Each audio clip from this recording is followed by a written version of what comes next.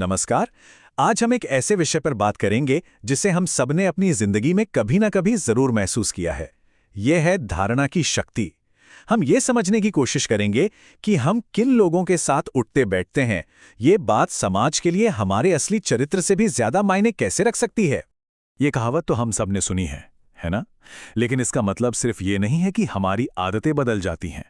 इसका एक कहीं ज्यादा गहरा मतलब यह है कि हमारी संगत देखकर ही समाज हमारे बारे में एक राय बना लेता है, और कई बार तो वही राय हमारी पहचान बन जाती है। तो चलिए अब इस बात में थोड़ा और गहराई से उतरते हैं और देखते हैं कि असल जिंदगी में ये संगत का असर काम कैसे करता है। असल में होता क्या है ना कि समाज के पास हर किसी को करीब से जानने का वक्त नहीं होता, तो वो छोटे छोटे मानसिक रास्ते अपनाता है, मतलब शॉर्टकट लेता है। और किसी की संगत को देखकर उसके बारे में फैसला सुना देना, ये सबसे आसान शॉर्टकट है। एक ऐसा शॉर्टकट जो अक्सर सच्चाई से मीलों दूर होता है। और यहीं से असली टकराव शुरू होता है। एक तरफ तो होती है किसी व्यक्ति की अपनी सच्चाई, और दूसरी तरफ होती है समाज की बनाई हुई एक धारणा। अब यहाँ पर देखने वाली बात यह है कि ये दोनों हकीकतें एक दूसरे से कितनी अलग हो सकती हैं।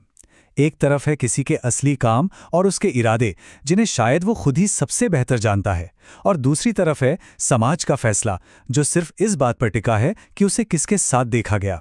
चलिए इस बात को एक बहुत ही आम रोजमर्रा के उदाहरण से समझने की कोशिश करते हैं। ये उदाहरण इस बात को बिल्कुल साफ कर देगा कि संगत का असर और समाज की नज़र कैसे काम करती है। तो कल्पना कीजिए, एक ऐसा इंसान है जिसका उठना बैठना कुछ ऐसे लोगों के साथ है जिन्हें सब शराबी मानते हैं। हो सकता है वो उनके दोस्त हों, वो उनके साथ वक्त बिताता हो, पर खुद शराब को हाथ भी नहीं लगाता। ये उसकी अपनी सच्चाई है। लेकिन समाज क्या कहेगा? पहली और सबसे सीधी प्रतिक्रिया यही होगी, अरे भाई, इनके साथ उठता बैठता है तो पीता जरूर होगा। बस फैसला सुना दिया गया।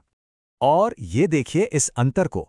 हकीकत यह है कि वो व्यक्ति शराब नहीं पीता, लेकिन सिर्फ संगत के आधार पर बनी धारणा यह है कि वो एक शराबी है। यहां पर जो सच था वो धारणा के सामने हार गया। ठीक है, अब पहले उदाहरण से आगे बढ़ते हुए एक और ज्यादा गंभीर स्थिति को देखते हैं। ये उदाहरण दिखाता है कि धारणा की ताकत कितनी ज्यादा हो सकती है, खासकर जब हालात थोड़े और मुश्किल हों। जरा सोचिए, किसी व्यक्ति को एक ऐसी जगह से बाहर निकलते हुए देखा जाता है जिसे समाज अच्छी नजर से नहीं देखता।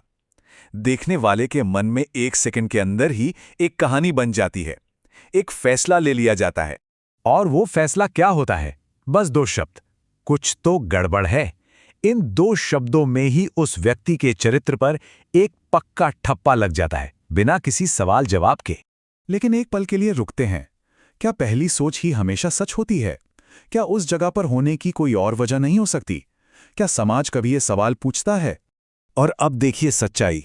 हकीकत यह है कि वो व्यक्ति वहां किसी से राखी बंधवाने गया था, एक पवित्र रिश्ते के लिए। लेकिन धारणा क्या बनी कि वो किसी अनैतिक काम में शामिल था। और सबसे दुख की बात यह है कि एक बार ये धारणा बन जाए तो कोई चाहे पूरी दुनिया के सामने चिल्लाता रहे कि वो राखी बंधवाने गया था, कोई यकीन नहीं करेगा।